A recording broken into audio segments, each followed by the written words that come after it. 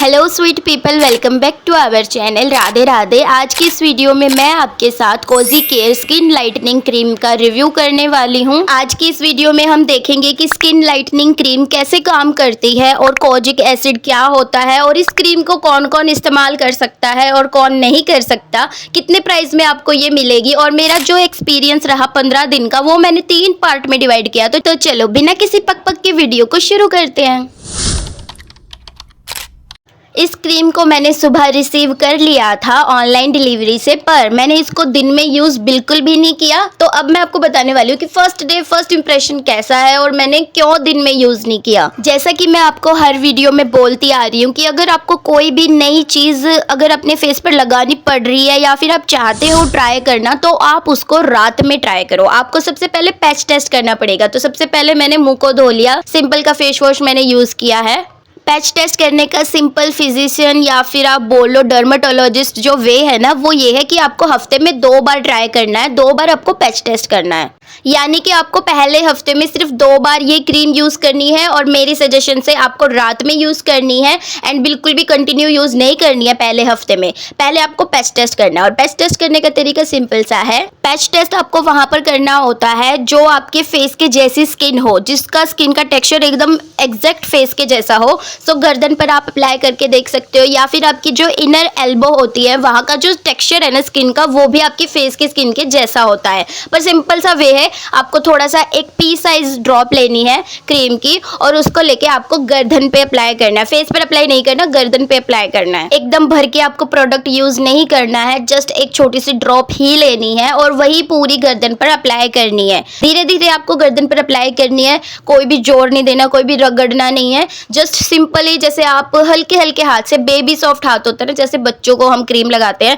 बिल्कुल ऐसे ही। क्योंकि अगर आप ज्यादा रगड़ रगड़ के करोगे, क्योंकि इसके अंदर कोजिक एसिड है और बहुत सारे ऐसे एलिमेंट हैं जो कि बहुत ही ज्यादा एक्टिव है, उनको रगड़ रगड़ के यूज करने से वो और ज्यादा एक्टिव हो जाते हैं, हीट प्रोड्यूस होती है जिसकी वजह से आपको रैशेस हो सकते हैं, रेड कलर की एलर्जी हो सकती है। सो इसीलिए बिल्कुल सॉफ्ट हाथों से आपको अप्लाई करना है आपकी गर्दन पे। अब बात करते हैं इसकी फ्रेग्रेंस मेरे को कैसी लगी, फर्स्ट इंप्रेशन। जैसा कि आपको पता ही है कि ये जो प्रोडक्ट है, ये क्रीम नॉर्मल क्रीम नहीं है जैसे कि नॉर्मल ब्रांड की क्रीम होती है, कंपनीज की होती है। ये एक डॉक्टरी लेवल का प्रोडक्ट है, यानी केमिस्ट का प्रोडक्ट है। सो इसकी जो स्मेल है ना, वो भी केमिस्ट जैसी ही है। बिल्कुल माइल्ड फ्रेग्रेंस है केमिस्ट की, लेकिन सिर में दर्द नहीं करेगी, आप इसको यूज कर सकते हो। सो मैंने अभी गर्दन पर पूरे पे अप्लाई कर लिया है। इसको लगाते टाइम मैं बहुत ज्यादा नर्वस थी क्योंकि मैं बिल्कुल भी यूज नहीं करती हूँ केमिस्ट प्रोडक्ट वगैरह। मेरी सिंपल सी स्किन केयर है और मैं मेरे फेस पर कुछ भी नहीं लगाती हूँ, तो मुझे बहुत ही ज्यादा डर लग रहा था। तो आप अब देखो कि फर्स्ट इंप्रेशन क्या है। फर्स्ट इंप्रेशन मैं आपको बता रही हूँ, मुझे बहुत ही ज्यादा यहाँ पे ना जलन सी होने लग गई है, पता नहीं क्यों। जस्ट 2 मिनट हुए हैं लगाए हुए, गर्दन में तो इचिंग नहीं हो रही, बट ना इस ये जो एरिया है ना, यहाँ पे मैंने लगाई थी तो यहाँ पे मुझे थोड़ी थोड़ी सी इचिंग हो रही है, बट पता नहीं क्या है। मतलब थोड़ी देर में देखते इचिंग होगी कि नहीं, मतलब बिल्कुल हल्की हल्की माइल्ड सी इचिंग हो रही है। सो कोई नहीं, इतना तो हम कर सकते हैं क्योंकि ये स्किन लाइटनिंग क्रीम है। सो मैं ऐसा कभी भी रिस्क नहीं लेती हूँ मेरी स्किन के लिए, बट मैं आप सब लोगों के लिए ले रही हूँ। तो गाइस मैंने इसको अपनी गर्दन पे तो लगाया है और लगाते ही मुझे थोड़ी थोड़ी सी जलन सी फील हुई है यहाँ पे। इस वाले एरिया में मुझे बहुत ज़्यादा मतलब थोड़ी थोड़ी माइल्ड सी जलन सी हो रही है, पता नहीं क्यों हो रही है। शायद इसके अंदर इंग्रेडिएंट ऐसा है, कोजिक एसिड है, जो कि एक्टिव एलिमेंट होता है। और अगर आप आपकी स्किन पे कुछ एक्टिव एलिमेंट नहीं लगा रहे हो और एकदम से लगाते हो तो आपकी स्किन रिएक्ट करती है। मे भी शायद इसलिए मेरी स्किन जो है रिएक्ट कर रही है। सो हल्की हल्की सी जो जलन है ना, इसको तो हर कोई टॉलरेट कर सकता है। सो इसको मैं बर्दाश्त कर सकती हूँ। अब मॉर्निंग में देखते हैं कि कैसा है, कुछ एलर्जी तो नहीं हुई। सो इसको मैं कंटिन्यू लगाने वाली हूँ 15-20 दिन तक। तो जो भी असर होगा, जो भी एक्सपीरियंस होगा, वो आप सबके साथ लाइव होगा। अगले दिन मैं उठी तो मेरी गर्दन सॉफ्ट थी, मुझे हल्का सा मॉइस्चराइज फील हो रहा था, बट ऐसा नहीं है कि एकदम से ये आपको फ़र्क दिखा देगी। नॉर्मल सी जैसे हम क्रीम लगा के सो जाते हैं तो सुबह उठ के वो मॉइस्चराइज्ड हो जाता है हमारा एरिया फेस का या नेक का, वैसे ही इसने किया था। एंड मुझे बाद में कोई जलन नहीं हुई थी, बस थोड़े टाइम के लिए जलन हुई थी। फिर जैसा कि मैंने आपको कहा था कि आपको हफ्ते में 1 बार और ट्राई करना है, सो मैं इसको आज ट्राई करने वाली हूँ एंड वही सेम गर्दन पर अप्लाई करके देखूँगी और फिर पता चलेगा कि रिएक्शन कर रहा है या नहीं कर रहा। बाकी ये लगाने पर थोड़ी इरिटेशन देता है, उसके 2-3 मिनट बाद ये नॉर्मल हो जाती है क्रीम और आपको सही फील होता है। 1 हफ्ते के बाद में मैंने इसको as a spot treatment use किया, क्योंकि मैं इसको पूरे फेस पर नहीं लगा सकती थी, क्योंकि इसे लगाने के बाद ना बहुत ही ज़्यादा इचिंग होती है एंड बहुत ही ज़्यादा मतलब अनकंफर्टेबल सा फील होता है। अगर आप मेरी तरह हो कि जिन्होंने फेस पर इतना कुछ यूज़ नहीं किया है, सो आपको तो ऐसा ही फील होगा। एंड अगर आप रेगुलरली कोई भी एसिड यूज़ कर रहे हैं like vitamin C, hyaluronic acid वगैरह, तो आपके लिए ये सब चीज़ें नॉर्मल होगी। बट मेरे जैसे पर्सन के लिए जो पहली बार यूज़ कर रहे हैं उनके लिए बहुत ही ज़्यादा टफ होगा। सो आप क्या कर सकते हो, as a spot treatment use कर सकते हो, क्योंकि इस पर लिखा हुआ है कि ये जो क्रीम है वो स्किन को लाइटन करती है एंड जो भी दाग धब्बे होते हैं, पिगमेंटेशन होती है, उनको हटाती है। सो इसको आप as a spot treatment use कर सकते हो, कोई बुराई नहीं है। सो मैं इसको अब लगातार 7-8 दिन के लिए मैं इसको as a spot treatment use करूँगी एंड वहाँ पर लगाऊंगी जहाँ पर मेरे को सिर्फ ज़रूरत है। पूरे फेस पर मैं इसको बिल्कुल भी अप्लाई नहीं करूँगी, क्योंकि वो एक रिस्क रहता है। आप नई चीज़ इस्तेमाल कर रहे हो एंड एकदम से पूरे फेस पर अप्लाई कर देते हो, देन वो आपकी स्किन के लिए बहुत बेकार रहता है। सो इसीलिए मैं आपको सजेस्ट करूंगी कि आप as a spot treatment use करें, दिन में भी और रात में भी। अभी थोड़ी देर बाद देखते हैं कि कैसा फील होता है अगर स्पॉट ट्रीटमेंट करते हैं तब भी इचिंग होती है या नहीं होती। मेरा काम ऑनेस्ट रिव्यू देने का है एंड मेरे को पता है कि सबके लिए अपनी फेस की स्किन कितनी ज़्यादा प्यारी होती है और कोई भी नहीं चाहेगा कि आपकी स्किन बेकार हो जाए, ख़राब हो जाए या फिर एलर्जी हो जाए। सो मैं आपको फिर से बता रही हूँ, इसको लगाने के बाद जहाँ जहाँ मैंने इसको लगाया ना, वहाँ पर मुझे थोड़ी थोड़ी सी इचिंग हो रही थी। 2-4 मिनट के बाद में इचिंग अपने आप बंद हो गई थी और फेस बहुत ज़्यादा मॉइस्चराइज्ड फील हो रहा था। अब बात कर लेते हैं कि आपको प्रोडक्ट किस तरह का दिखता है। सो आप देख सकते हो पिंक और वाइट कलर का कॉम्बिनेशन है इस क्रीम में और cozy care skin lightening cream लिखा हुआ है। फिर साइड में इसके बेनिफिट्स लिखे हुए हैं कि स्किन को ग्लोइंग करता है, सनस्क्रीन की तरह प्रोटेक्शन देता है, पिगमेंटेशन को हटाता है, बहुत सारी इसकी क्वालिटीज लिखी हुई हैं। फिर इसकी बैक साइड में सबसे टॉप पर इंग्रेडिएंट लिखे हुए हैं कि इसके अंदर कौन कौन से इंग्रेडिएंट है। उसके बाद डायरेक्शन लिखी हुई है कि इसको यूज कैसे करना है। फिर एक छोटे से पैराग्राफ में इसका मेथड बताया हुआ है कि ये किस तरह से वर्क करता है। फिर लिखा हुआ है कि इसको स्टोर कैसे करना है। उसके नीचे एक कॉजन लिखा हुआ है और उसके बाद टर्न करने पर सारी मैन्युफैक्चरर डिटेल्स लिखी हुई है। उसके बाद मैन्युफैक्चरर डेट और एक्सपायरी डेट लिखी हुई है। सो डिजिटल कंटेंट काफी ज्यादा अच्छे तरीके से दे रखा है, सारी चीजें एकदम एक्यूरेट है और जो भी कंटेंट है ना वो सारा एकदम ठीक है, मेंशन कर रखा है अच्छे तरीके से। अब बात कर लेते हैं कि कौन सी स्किन टाइप के लिए ये बेस्ट है और कौन सी स्किन टाइप के लिए ये नहीं है, और या फिर कौन कौन सी स्किन टाइप वाले इसको लगा सकते हैं। सो इस ट्यूब के ऊपर कुछ भी ऐसा मेंशन नहीं किया हुआ कि सेंसिटिव स्किन मत यूज़ करो या फिर कॉम्बिनेशन ऑयली स्किन के लिए नहीं है। इसके ऊपर कुछ भी नहीं लिखा हुआ और मेरे हिसाब से ये हर एक स्किन टाइप पर चली जाएगी। सो ऑल स्किन टाइप वाले इसको लगा सकते हैं। अब बात कर लेते हैं इसके इंग्रेडिएंट्स के बारे में। जैसा कि आपको पता है कि ये स्किन लाइटनिंग क्रीम है और जितनी भी स्किन लाइटनिंग क्रीम होती है ना उनके अंदर ब्लीचिंग प्रॉपर्टी होती है, ब्लीचिंग एजेंट्स होते हैं जो आपकी स्किन को एकदम डल कर देते हैं, आपकी स्किन को एकदम थिन कर देते हैं। एंड उसके बाद अगर आप किसी भी डर्मेटोलॉजिस्ट और किसी भी डॉक्टर के पास जाते हैं ना तो सब यही बोलेंगे कि आपकी स्किन बहुत ज़्यादा पतली हो चुकी है, अब आपकी स्किन पर आप कुछ भी नहीं लगा सकते। खुशखबरी ये है कि इस क्रीम के अंदर कोई भी ऐसा एलिमेंट, कोई भी ऐसा इंग्रेडिएंट नहीं है, सारे इंग्रेडिएंट एकदम अच्छे हैं, फर्मेटेड इंग्रेडिएंट है। ये जो प्रोसेस है उसको फंगाई बोलते हैं। इसके जो इंग्रेडिएंट्स है ना वो काफी ज्यादा नेचुरल ड्राइव्ड इंग्रेडिएंट्स है। इनके अंदर आपको कोई भी एनिमल ड्राइव्ड इंग्रेडिएंट नहीं मिलेंगे और कोई भी ऐसी ब्लीचिंग प्रॉपर्टी नहीं है। सारे जो इंग्रेडिएंट है बहुत ज्यादा सेफ है। सो मेरी तरफ से एकदम 100% इसके इंग्रेडिएंट काफी ज्यादा अच्छे हैं। इसको यूज करने का तरीका मैं आपको पहले पार्ट में शेयर कर चुकी हूँ। इसको आप दिन में 2 बार लगा सकते हो, सुबह और रात को। मैं आपको सजेस्ट करूंगी कि पहले रात से शुरू करो, उसके बाद दिन में लगाओ, क्योंकि ये जो एसिड्स होते हैं ना वो नाइट में ज्यादा असर करते हैं और दिन की सन की जो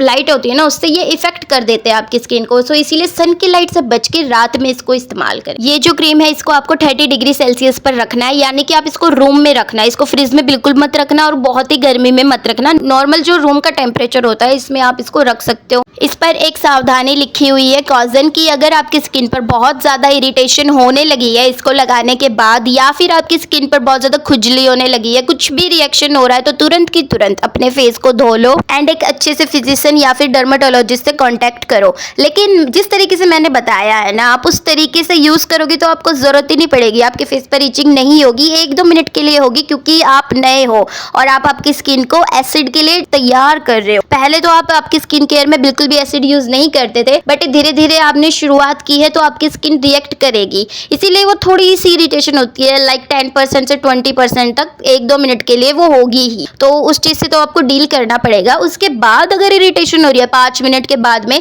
सहन मत करना। अगर आप सोच रहे हो कि सहन कर लेंगे, हमारी फेस पर अच्छा वर्क करेगी, बिल्कुल भी नहीं, आपको बिल्कुल भी सहन नहीं करना है। 5-10 मिनट के बाद में अगर इरिटेशन कंटिन्यू है तो तुरंत की तुरंत धो लेना है और इस क्रीम को डस्टबिन में फेंक देना है। अब बात कर लेते हैं मैन्युफैक्चरर डिटेल की और कस्टमर केयर सर्विस की। तो इस पर मैन्युफैक्चरर डिटेल पूरी बैक साइड पर अच्छी तरीके से दे रखी है, लेकिन कस्टमर केयर सर्विस के बारे में कुछ भी नहीं लिखा हुआ। ये बात मेरे को बहुत ज्यादा गलत लगी। इनको कस्टमर सर्विस के लिए एटलीस्ट जीमेल आईडी या फिर कॉन्टेक्ट नंबर देना चाहिए था, क्योंकि ये एक फार्मेसी प्रोडक्ट है और हर कोई इसको यूज कर ही रहा होगा और खरीद भी रहा होगा इजीली। सो प्लीज आगे से मतलब होना चाहिए। अब बात कर लेते हैं इसकी एक्सपायरी डेट की। तो ये 2024 में मैन्युफैक्चरर हुआ है एंड इसको 24 मंथ्स के बाद तक यूज कर सकते हैं, यानी 2026 तक आप इसको यूज कर सकते हो। अब बात कर लेते हैं इसकी क्वांटिटी की। तो आपको 15 ग्राम की पूरी क्वांटिटी मिल रही है 185 रुपीज में। 185 रुपए में आपको 15 ग्राम काफी ज्यादा डिसेंट क्वांटिटी मिल रही है। ये आपकी आराम से 1 मंथ तो चल जाएगी और 1 मंथ में आपको अब खुद से पता चल जाएगा कि ये प्रोडक्ट आपके लिए बना है या नहीं बना, और आपको डिसेंट फर्क दिख जाएगा। 6 से 7 महीने के रेगुलर यूज़ के बाद आपको बहुत सारे बेनिफिट्स देखने को मिलेंगे। सो उन बेनिफिट्स की अब मैं बात करने वाली हूँ। ये क्रीम आपकी स्किन को ग्लोइंग बनाती है और आपकी स्किन को एकदम यूथफुल रखती है। सेकंड, ये आपकी स्किन को सन से प्रोटेक्शन देती है, सनस्क्रीन की तरह प्रोटेक्शन का वर्क करती है। डार्क स्पॉट्स को रिमूव करती है और हर तरह की जो पिगमेंटेशन होती है उन सबको भी रिमूव करती है। Rich blend of kojic air skin lightening cream adds true lightness to the face that is skin deep well non kojic acid with arbutin reduce dark spots by inhibiting melanin synthesis. It protects skin from harmful UV rays. It makes our skin very glowing, beautiful and silky smooth. इसकी front में आपको एक barcode देखने को मिलेगा। Barcode के ऊपर ना जितने भी एलिमेंट है जो कि मेजर एलिमेंट है उनकी परसेंटेज लिखी हुई है और इसको आप स्कैन कर भी देख सकते हो। और साइड में भी आपको एक बारकोड मिल रहा है, इसको भी आप स्कैन कर देख सकते हो, पर कस्टमर केयर सर्विस के लिए काफ़ी ज़्यादा गलत है।